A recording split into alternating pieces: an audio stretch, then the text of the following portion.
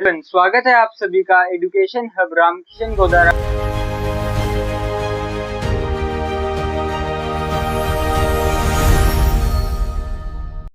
पर, जहां पर हम फिजिक्स को बहुत ही प्यारे कॉन्सेप्ट और क्लियरिटी के साथ पढ़ते हैं। हमने कल लेक्चर नंबर 9 के अंदर हमारी इलेक्ट्रिक फील्ड का वेक्टर फॉर्म पढ़ा और उसके ऊपर एक क्वेश्चन करा। आज हमारा लेक्चर नंबर 10 है, जिसके अंदर हम सबसे पहले स्टार्ट करने जा रहे हैं एक पीवाईक्यू की तरह, पीवाईक्यू से। तो चलिए हम स्टार्ट करते हैं। हमारा क्वेश्चन कहता है, a charged particle is kept in equilibrium in an electric field between the plates in the Millikan oil drop experiment. ये हमने क्लास 11th के अंदर पढ़ा था केमिस्ट्री में। If the direction of the electric field between the plate Millikan, यहाँ पे मैं दो प्लेट ले लेता हूँ, दो प्लेट ले ली, इसके अंदर नेगेटिव चार्ज, इसके अंदर पॉजिटिव चार्ज, ये लिया। इस केप्ट इन इक्विलिब्रियम, यहाँ पर इक्विलिब्रियम लेता हूँ, यहाँ पर एक चार्ज रखा है जो इक्विलिब्रियम में है। तो इक्विलिब्रियम में इसका मतलब क्या होगा, जो फोर्स mg होगा, mg यानी फोर्स ड्यू टू ग्रेविटी, वो नीचे की साइड एक्ट करेगा। और fe इलेक्ट्रिक फोर्स जो इसकी वजह से लगेगा, वो ऊपर की साइड एक्ट करेगा। तो हमारा ये जो होगा, ये fe is equal to mg हो जाएगा। ये आ जाएगा fe इज इक्वल टू में fg, जो कि हमारा ग्रेविटेशन के वजह से लग रहा है। तो हमारा हो जाएगा fe क्या होगा हमारा, e क्या होता है हमारा, फोर्स डिवाइड बाय चार्ज, तो f हो जाएगा हमारा qe। ये इलेक्ट्रिक फील्ड का फॉर्मूला होता है, इससे हमारा ये आ गया फिजिकल्स टू qe। तो हम इसको पुट कर देंगे qe और इसके अंदर पुट कर देंगे हम mg। तो हमारे क्या निकाल दिए, एक्सेलरेशन एट इक्विलिब्रियम, ये हम निकाल रहे हैं एट इक्विलिब्रियम। इक्विलिब्रियम पे हमारी एक्सेलरेशन क्या आएगी, q is equal to mg। इसको मैं इक्वेशन 1 लेट कर देता हूँ, हमारे आगे काम आएगी। यहाँ पीछे g की वैल्यू निकाल लूंगा मैं, जो कि आ जाएगी हमारी QE बाई m। ये हमारे g की वैल्यू आ गई एट इक्विलिब्रियम। अब हमारा पार्ट 2 पे चलते हैं, ये हो गया हमारा पार्ट नंबर 1 ए पार्ट। अब हमारा दूसरा पार्ट क्या कहता है, if the direction of the electric field between the plates is reverse. Electric field इस साइड जा रही थी, इस साइड जा रही थी, अब हमने इसको रिवर्स कर दिया, यानी यहाँ पे सारी पॉजिटिव चार्ज आ जाएगा और यहाँ पर सारा नेगेटिव चार्ज आ जाएगा। हमारा ऊपर की साइड सारा पॉजिटिव चार्ज आ जाएगा, नीचे की साइड सारा नेगेटिव चार्ज आ जाएगा, इलेक्ट्रिक फील्ड रिवर्स हो जाएगी। यहाँ पर मैं लगा दूंगा पॉजिटिव चार्ज और यहाँ पर मैं लगा दूंगा नेगेटिव चार्ज। नेगेटिव चार्ज यहाँ पर हमारा क्यू वापस से रखा हुआ है, mg नीचे की साइड एक्ट करेगा।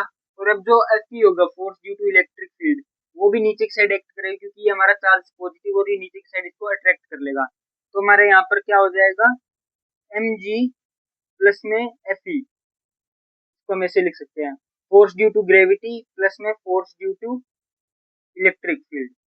फोर्स ड्यू टू ग्रेविटी क्या है हमारा, mg प्लस में ये क्या आ जाएगा हमारा, एफ नेट निकाल रहे हैं ना, एफ नेट mg प्लस में e के द्वारा क्या होता है, qe। अब यहाँ पर हमने क्या देखा, जो mg है और qe है वो दोनों इक्वल है, तो हम यहाँ पर पुट कर सकते हैं वो F net is equal to mg plus mg।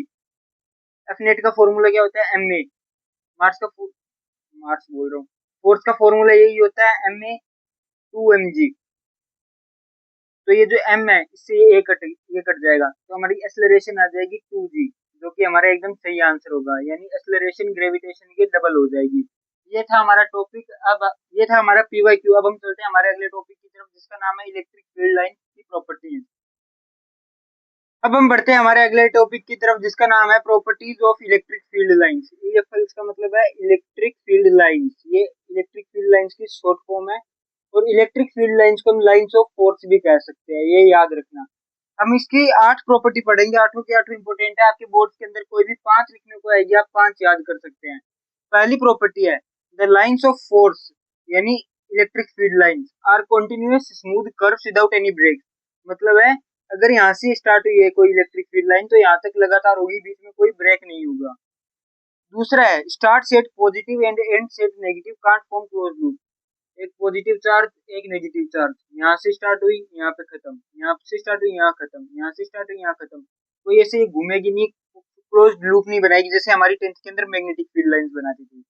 तीसरा है हमारा, single charges start at negative and send infinity. अगर मैं जैसे कोई एक पॉजिटिव चार्ज ले लूं, तो वो खत्म कहाँ होगा, कोई नेगेटिव चार्ज नहीं इधर, तो इंफिनिटी पे जाके खत्म होगा। अगर नेगेटिव चार्ज ले लूं, तो वो वो स्टार्ट नेगेटिव से होगा पर खत्म कहाँ होगा कि वो आएगा, वो इन्फिनिटी से आएगा पर खत्म होगा नेगेटिव पे, वो इन्फिनिटी से आएगा पर वो खत्म होगा नेगेटिव पे।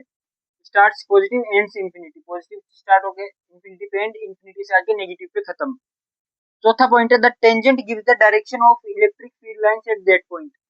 हमने कोई एक ये इलेक्ट्रिक फील्ड लाइन बनाई, यहाँ से ये पॉजिटिव से ये नेगेटिव इलेक्ट्रिक फील्ड लाइन बनाई। अगर मैं इस डायरेक्शन पे इसकी इस पॉइंट पे इसकी डायरेक्शन निकालना चाहता हूँ, मैं एकदम एक परपेंडिकुलर टेंजेंट ड्रॉ करूंगा, वो टेंजेंट जो भी डायरेक्शन देगा तो इस पॉइंट पे जो ये इलेक्ट्रिक फील्ड है हमारी, इस पॉइंट पे इसकी डायरेक्शन ये वाली है जो उसकी टेंजेंट डायरेक्शन देगा। अगर इस पॉइंट पे निकालू तो इसका एक टेंजेंट ड्रॉ करूंगा, ये वाली डायरेक्शन आ जाएगी, जो टेंजेंट होगा वो उसकी वो डायरेक्शन देगा।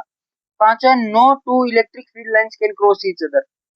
हमारी कोई भी दो इलेक्ट्रिक फील्ड लाइंस ले लेते हैं हम, एक ये वाली हो गई और एक ये वाली होगी, ये पॉजिटिव से नेगेटिव, ये भी पॉजिटिव से नेगेटिव।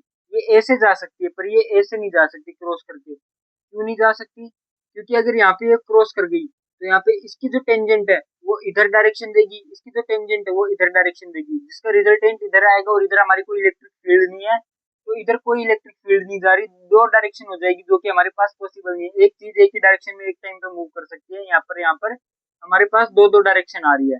अब छठा पॉइंट है हमारा, the electric field lines have a tendency to contract lengthwise, this explains attraction between two unlike charges. हमने कोई दो अनलाइक चार्जेस लिए, एक नेगेटिव एक पॉजिटिव, अट्रैक्ट होंगे एक दूसरे को।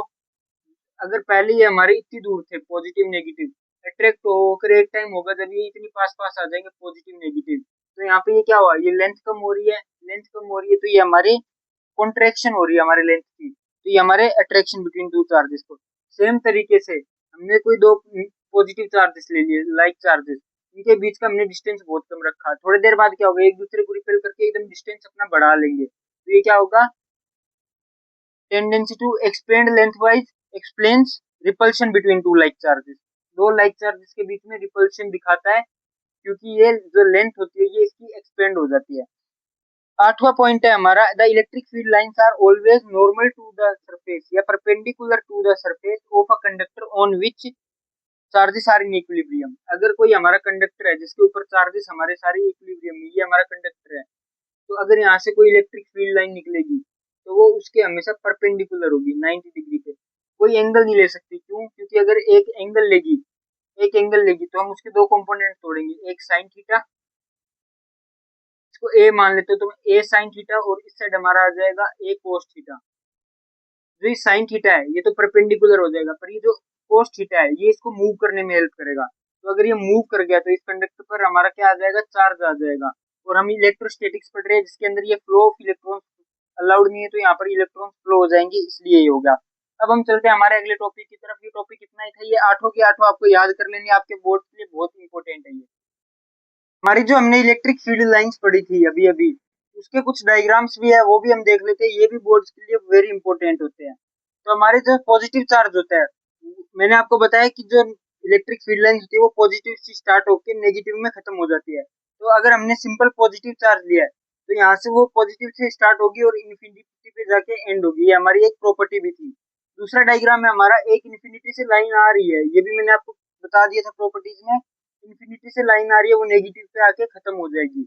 हमारी तीसरी है पॉजिटिव से नेगेटिव, पॉजिटिव से स्टार्ट होगी नेगेटिव के अंदर खत्म, पॉजिटिव से स्टार्ट होगी नेगेटिव के अंदर खत्म, बाहर से इन्फिनिटी से आएगी नेगेटिव के अंदर टर्मिनेट हो जाएगी, पॉजिटिव से प्रोड्यूस होगी और इन्फिनिटी तक जाएगी। ये क्या कहता है, ये दो लाइक चार्जेस की इलेक्ट्रिक फील्ड लाइन दिखाता है। हमने दो लाइक चार्जेस लिया, पॉजिटिव पॉजिटिव, दोनों आपस में इलेक्ट्रिक फील्ड्स प्रोड्यूस करेंगे, बट दोनों पॉजिटिव है इसलिए ये एक दूसरे को क्या करेंगे, रिपेल रिपेल करेंगे, तो यहाँ पर हमारी एक भी इलेक्ट्रिक फील्ड नहीं होगी और इस पॉइंट को हम कहते हैं नल पॉइंट। जहाँ पर हमारी एक भी इलेक्ट्रिक फील्ड लाइन प्रेजेंट ना हो वो कहता है हमारा नल पॉइंट। अब हमने लिए एक charge plate, positively charge plate, हमने लिए एक पॉजिटिवली चार्ज प्लेट, इसके एक प्लेट लिया उसके ऊपर हमने पॉजिटिव चार्ज लगा दिया है। इससे क्या होगा, जो हमारी इलेक्ट्रिक फील्ड लाइंस है वो पॉजिटिव दोनों साइड प्रोड्यूस करेगा, दोनों साइड प्रोड्यूस करेगा, दोनों साइड प्रोड्यूस करेगा। अब ये लास्ट वाला वेरी इंपॉर्टेंट है, इससे क्वेश्चंस भी पूछ चुके हैं पीवाईक्यूज में।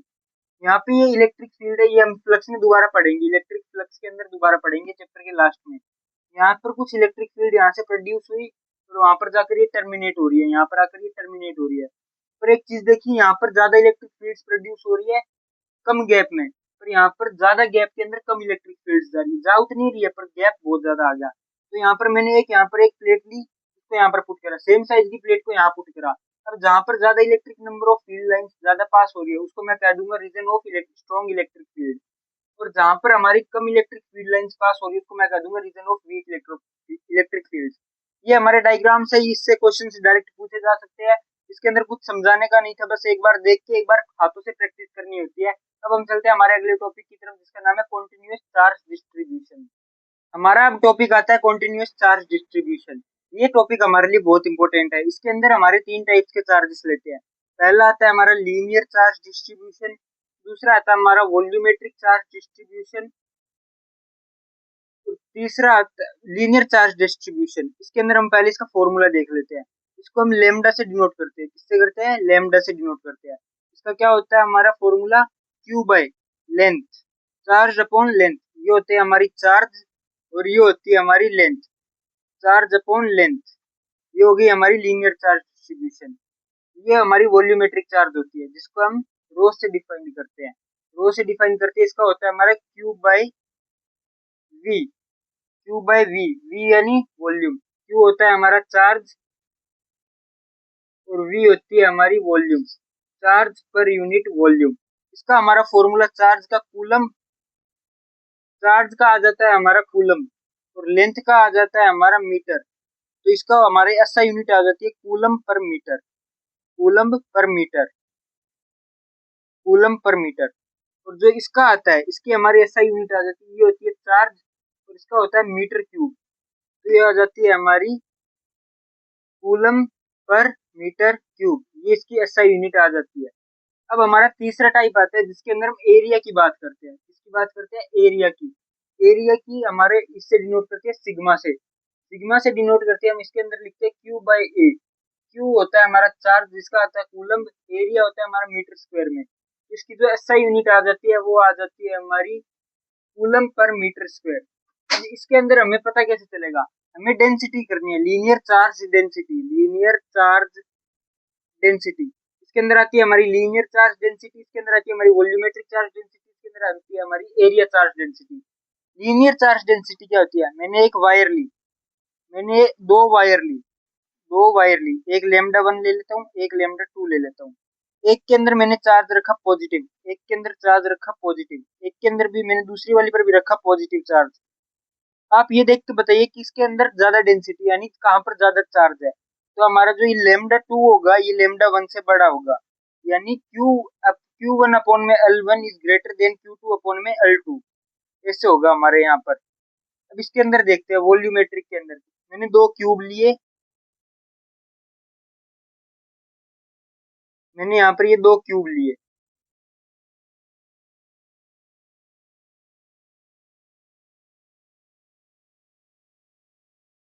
क्यूब लिए, इस क्यूब के ऊपर मैंने चार्ज रखा, इसके अंदर की साइड भी चार्ज है, ऊपर ऊपर नहीं है, इसके अंदर की साइड भी चार्ज है, और इसके अंदर की साइड भी मैंने चार्ज लिए। कहाँ पर हमारे चार्ज ज्यादा प्रेजेंट होंगे? रो 1 पे या रो 2 पे? ऑब्वियसली हमारे रो 2 पे ज्यादा चार्ज प्रेजेंट है, इसलिए रो 2 रो 1 से बड़ा होगा। अब एरिया की बात आते हैं। एरिया मैंने एक स्क्वायर लिया, स्क्वायर में यहाँ पर एक स्क्वायर प्लेट ली, प्लेट में यहाँ पर करा, एक और सेम साइज की प्लेट ली जिसके अंदर मैंने इतना सारा चार्ज भर दिया। अब किसके अंदर हमारी डेंसिटी ज्यादा होगी? ऑब्वियसली प्लेट सिग्मा 1 होगा, ये हमारा होगा सिग्मा 2। तो प्लेट 2 में ज्यादा, इसलिए हमारा सिग्मा 2 सिग्मा 1 से बड़ा हो जाएगा। ये हमारे लिए इंपॉर्टेंट नहीं है, बट जो हम इलेक्ट्रिक डाइपोल पढ़ते हैं उससे पहले ये पढ़ना इंपॉर्टेंट है। अब हमारा अगले टॉपिक की तरफ चलते हैं जिसका नाम है हमारा इलेक्ट्रिक डाइपोल। चलते हैं हम हमारे अगले टॉपिक की तरफ जिसका नाम है इलेक्ट्रिक डाइपोल। इलेक्ट्रिक डाइपोल क्या होता है? Pair of equal and opposite charges separated by small distance is called electric dipole. Equal and opposite charges, यहाँ पर प्लस क्यू, यहाँ पर माइनस क्यू, दोनों इक्वल होते हैं, दोनों ऑपोजिट होते हैं, चार्ज इनका ऑपोजिट होता है। इनका जो डिस्टेंस है वो आप 2a लेना, ये आपको आगे समझ आ जाएगा क्योंकि इसके अंदर जो हमारे क्वेश्चन आते हैं वो मिड पॉइंट पे निकालने से आते हैं। इसकी जो डेरिवेशन होती है वो भी यहाँ से हम मिड पॉइंट से निकालते हैं, तो इसको हम a ले लेंगे, इसको हम a ले लेंगे कैलकुलेशन आसान करने के लिए। वरना अगर इसको हम सीधा a लेंगे तो इनको a/2 लेंगे जिससे हमारी कैलकुलेशन बहुत लंबी हो जाएगी, तो इसलिए हम इसको सीधा 2a ले लेते हैं। इलेक्ट्रिक डाइपोल क्या होता है? short distance, short distance, opposite charge, opposite charge, opposite charge, same magnitude, magnitude same होता है, डिस्टेंस छोटा होता है और चार्जेस की साइन की ऑपोजिट होते हैं, एक पॉजिटिव तो एक नेगेटिव है। इलेक्ट्रिक डाइपोल, डाइपोल का मतलब